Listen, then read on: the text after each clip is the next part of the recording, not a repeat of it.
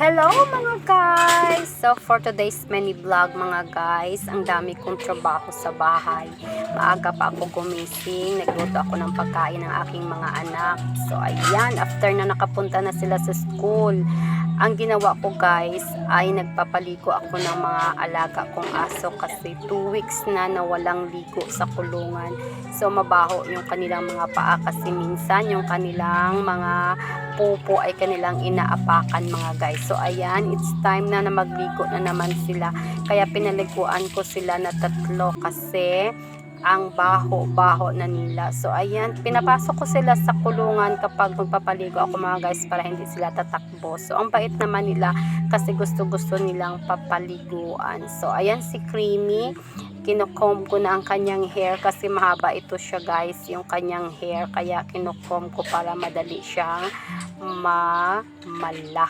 So ayan na guys, so after nito guys, ang dami-dami pang trabaho na nakahintay sa akin. Inuna ko lang talaga sila na trabahuin para madaling mamala yung kanilang mga balahibo. So ayan silang 3, tingnan nyo guys, so ang tahimik nila sa loob ng kulungan kasi bagong ligo sila. Giniginaw yan. I'm sure giniginaw yan sila.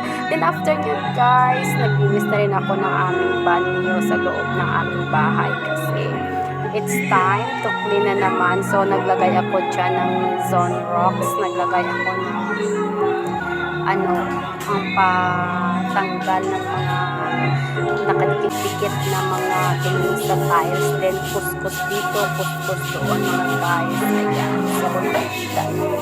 So yung banyo namin ay lamang at saka empty lang guys.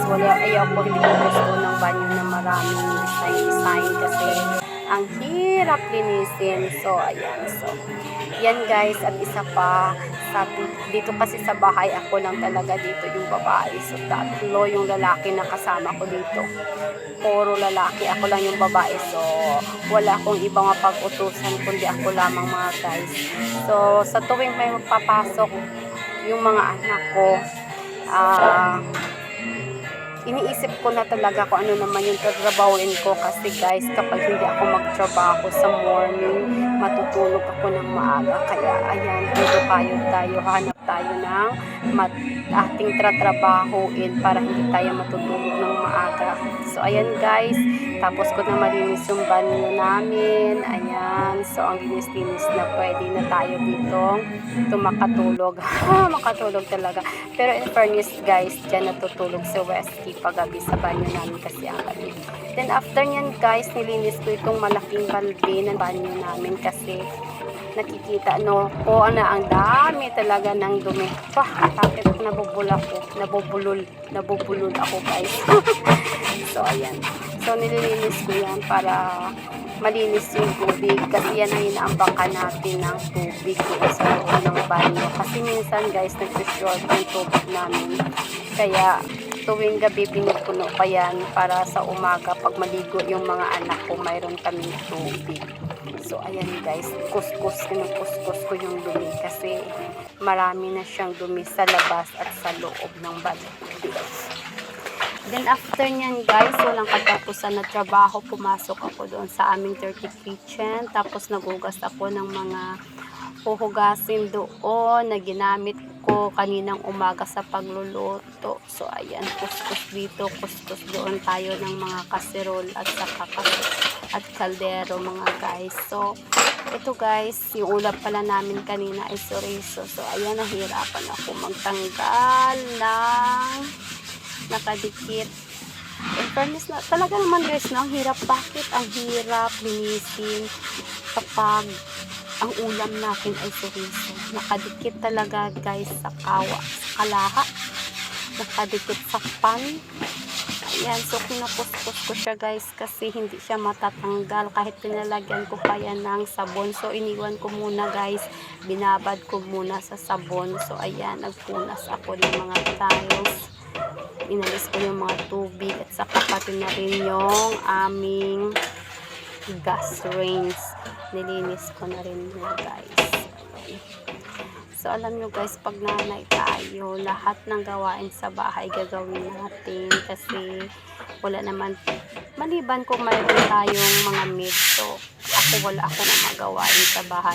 So then after nyan guys, nagwalis ako, winalis ko yung siminto kasi ang daming nakakalat na mga basura. So ayan, walis dito, walis doon. Pero kaninang umaga guys, natapos ko na nawalis doon sa labas.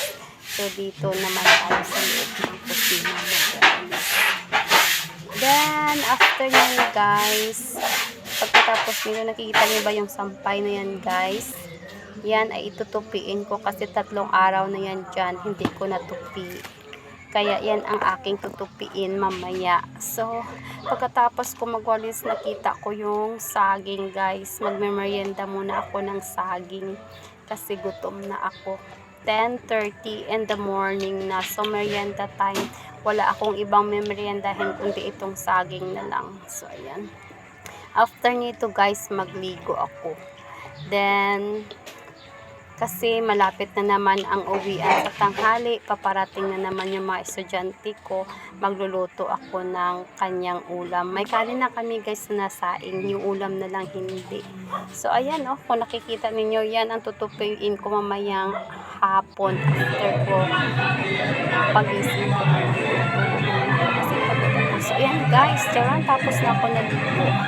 So nagpahinga lang ako. So,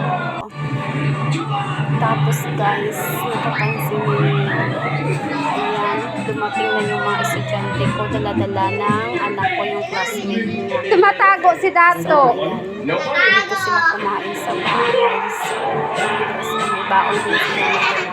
So, yung color yellow, yung nakaupo sa tiles, yung anak ko. Yan, yung mga nakaupo sa upuan, mga classmate niya yan. So, dinalaya dito sa bahay. So, hanggang dito na lang guys. Thank you for watching. Bye!